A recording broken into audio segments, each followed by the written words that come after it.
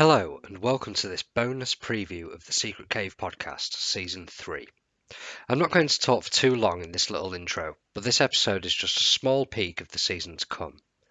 Unfortunately, I was only able to talk to Har Mar Superstar for a short amount of time, but I'm very appreciative of him speaking to us and giving us some interesting insight into his career.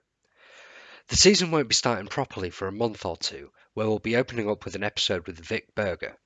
Until then, we'll be working on making our physical zine a reality, which we're hoping to have out by the end of September. We're really proud of a lot of the designs that we've been working on behind the scenes, and I can't wait to get some of them public. If you want your own free copy, and that includes postage and packaging, you can sign up at secretcave.co/zine. For now, here's my conversation with Har Mar Superstar.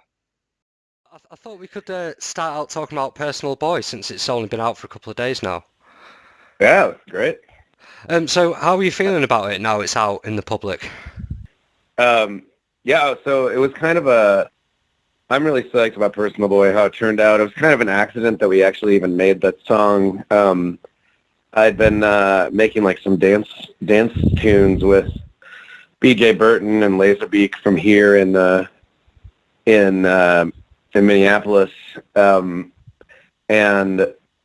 we went out to April Base in Eau Claire, Wisconsin studio, and we just started messing around with this chord progression that I had, and I had this idea of Personal Boy as a thing, and it kind of just ended up like taking on a life of its own. And by the time we left the studio, instead of like making all these dance tracks that we were like setting out to do, which we were still going to finish, we just ended up with this like epic 8-minute song that like begged for like, Seal and kind of like Titanic treatment. Yeah. So, well, it's absolutely awesome, man. I mean, I'm sure it'll go down well. I mean, I know you love songs in the key of life, so I just wanted to say it reminds me of Love in Need of Love Today quite a lot. Oh, nice.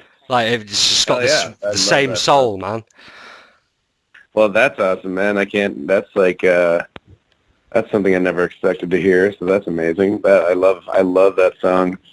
Yeah, it's in those last moments when it starts getting a bit calmer and a bit more in on itself. Yeah. Oh, that's awesome, man. Thank you. No, I love it. I really love the EP. I was just going to say that since I haven't got that much time, I wanted to actually talk about a bit of the mythology of Har Mar Superstar. Okay. Because of the Best Summer Ever record, now it was structured as a fictional greatest hits. I kind of wanted to talk about this, how for me it kind of recontextualizes your original stuff. Like, how... If it's a best of him in that period, then the stuff that you were releasing in the late 90s and the early 2000s, is that not then him kind of coming back and trying to, like, stay relevant? I guess so. I never really even thought about it as, like, a real, like, kind of Har Mar, timeline. So that actually does make sense. And musically it makes sense too. But it's funny because like in the early 90s, I guess like indie was like not, it was not beats at all. You know what I mean? Like when I was doing the like the late 90s kind of just super early electro stuff, it was kind of more a rock and roll world and full bands and emo and all that stuff, and so that is funny that would fit into that timeline, because the Best Summer Ever record was supposed to be from like the 50s through the 80s, and then it would have been like when I was actually 20, I guess in my life I probably would have been 50. Yeah. So that's hilarious. I was just trying to build up this kind of arc between your records in my head, like as if Bye Boy 17 was you returning to your original style kind of thing, fan-pleasing return record. I love that. Yeah, I think that's genius. Yeah, I thought you might enjoy that that little twist. I definitely do, man. I never even thought about that. I was just like thinking in terms of this one record that was like kind of like a time period I was only alive for like 5 years of, and I was, right, 5 years old at the end of. So Because it also seemed like a bit of a jumping off point to talk about how you did develop from, you've talked about being this more ironic kind of character into now you're concentrating more on the music and in it being a more real expression. So that kind of made more sense to me. Yeah, and I think, you can't do something for 20 years and just still be super tongue-in-cheek about it. You know what I mean? Like, no. I mean, you can. I mean, only, like, Weird Al can do it, but he wasn't, like, tongue-in-cheek. He was just doing parody, or, like, stuff like that. I guess I was kind of, like, trying to stay more ironic at the beginning just because out of insecurity of the fact that, like, I don't look like an R&B star, but I can sound like one. So, that was kind of the whole thing. And then, like, once it became more of a real career, it was like, well, now I guess I kind of, in, the most minor league way, am an R&B star, so I might as well start acting like it. Well, I guess I don't want to act like an R&B star because there's a lot of terrible behavior there, but, like, but I might as well, sing like it and write like it, Right. Because I know act like it's probably a bad choice of words. Because I know you've actually been followed around by this kind of unfortunate, like, body shaming thing. I was reading interviews with you about it and how much of a shame that is. And I did want to kind of say almost sorry on the behalf of England for that initial first reception. It's a thing that you can't really, like, I don't know. I can't sit around and get sad about it or anything. I can, once in a while swipe back and, put people in their place. But, thank you for that. But I try not to let it control my life because, like, I don't know. It's just one of those things. I mean, yeah. I was about 13 years old when you first appeared on Nevermind the Buzzcocks kind of thing. I don't know if you remember that. And it was kind of like playing you off as this silly, jokey character, and it was like, oh, that is what he is. And it took someone at school to take me aside and say, no, listen to this fucking album. This is awesome. Yeah. Oh, well, that's awesome that somebody did that. Oh, yeah, definitely. It's just like, it's one of those things, and I, still go to, like, All Music or some sort of, like, websites, and my like, the first 4 sentences of my description are always like, this out-of-shape, balding idiot from the Midwest, and you're just like, what? The fuck, dude? Like, nobody else gets described like that. And, like, if you described a woman like that, you would get, like, fired. Exactly. But I don't know. It's totally fine if it's me. Yeah. I don't know.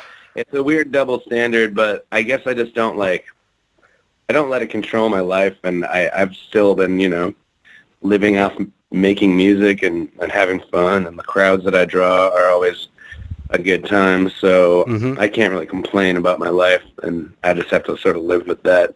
I was interested in your songwriting process as well, because it is such an eclectic catalogue, and I know that you do play a wide range of instruments yourself, but you do collaborate too. So I was interested in where the roots of a lot of your songs come from.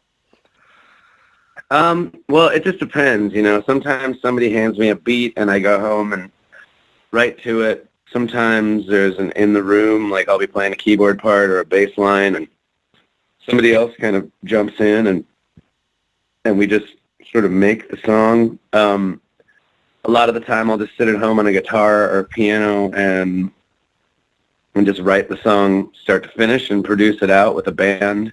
That's kind of how I did all of Bye Bye 17, or, collaborate with people in a room writing the songs. But, when I make, like, I'm making a dance record right now, and it's like kind of, PJ and Laserbeak make, like, some sort of catalog of killer beats, and then me and Spank Rock sit down and try to, like, write lyrics that fit to, like, weird, ad-libs that we've done on the tracks, like first kind of glimpse sort of things. It's kind of like all over the place. It can be anything.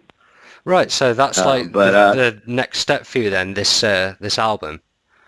Because I was going to ask about the future. I don't know. We'll see. Yeah, I'm kind of trying to I'm making another soul record and this dance record at the same time. We'll see which one gets done first. But the dance record's more of like a kind of we want to just do 10 killer tracks that you can put on at a party that, like, will not stop the dance. You know what I mean? Oh, I don't think definitely. anybody makes, like, a full-on like dance record without having like some sort of personal song or whatever, something that kind of like slows it down. We want to like have it be like no slow, all go. Yeah, Just, like right up you to could the put it closing on. track. Yeah, or, you know, like I don't know, Daft Punk or you know something like just another fun record that's just fun the whole way through.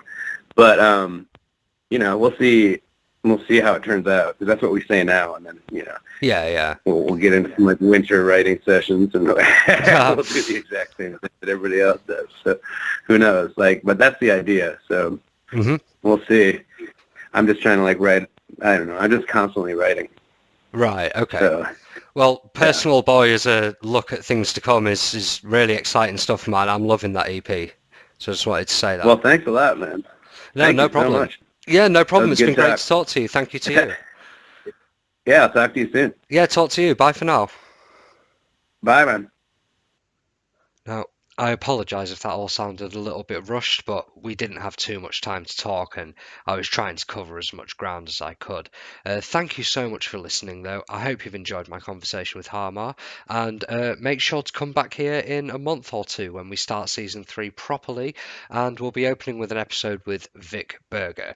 And make sure to go over to secretcave.co/zine to sign up for our completely free physical edition if you wanted to check that out and see what we're coming out with.